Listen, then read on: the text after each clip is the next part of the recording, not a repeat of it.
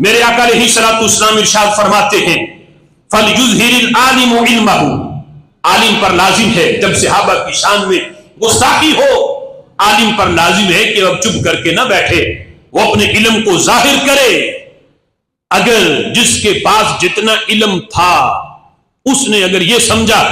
کہ ٹھیک ہے بڑے موجود ہیں وہ اپنی ذمہ داریاں نبھائیں گے، میری تو 4 اینٹ کی مسجد ہے، میں اگر نہ بھی تقریر کروں اس موضوع پہ تو کوئی بات نہیں، میرے آقا فرماتے ہیں فَمَن لَّمْ يَفْعَلْ ذَلِكَ مِنْهُمْ فَعَلَيْهِ لَعْنَةُ اللَّهِ وَالْمَلَائِكَةِ وَالنَّاسِ أَجْمَعِينَ، فرمایا جس بندے نے اپنے علم کو ظاہر نہ کیا، بھلا اسے 4 بندے سننے والے ہیں یا 2 سننے والے ہیں یا 10 سننے والے ہیں، وہ یہ نہ سمجھے کہ میری آواز تو صرف یہاں تک رہے گی، میں نہ بھی بولوں تو کیا ہے۔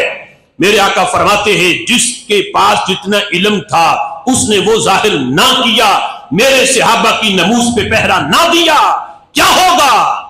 فرمایا اتنا بڑا گناہ ہے، ایسے بندے پہ اللہ کی لعنت بھی ہے، فرشتوں کی لعنت بھی ہے، اور قیامت تک سارے لوگوں کی لعنتیں اس بندے پہ برستی رہیں گی جس نے علم ہوتے ہوئے میرے صحابہ کی نموز کا دفاع نہیں کیا۔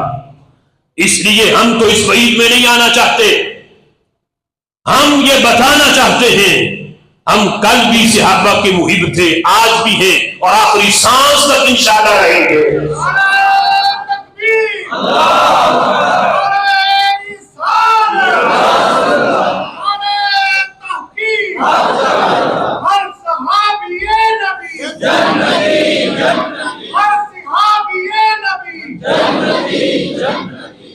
اب اس کا کچھ لوگوں کو یہ خطرہ بھی ہے کہ اگر کھل کے حضرت امیر معاویہ رضی اللہ تعالیٰ عنہ کی شان میں دفاع کریں تو بڑے جو ہیں وہ بیان بند ہوں گے، لوگ ٹائم نہیں لیں گے کہ یہ تو فلاں صحابی کی شان میں تقریریں کرتا ہے۔ ہمیں اس کی پرواہ بھی نہیں، اللہ کے فضل سے جب سے اس سیٹ پہ بیٹھے ہیں تب سے دفاع صحابہ بھی کیا ہے، دفاع اہل بیت بھی کیا ہے اور ببانگے توہل کیا ہے۔ ہم نے پانی کی دھار دیکھ کے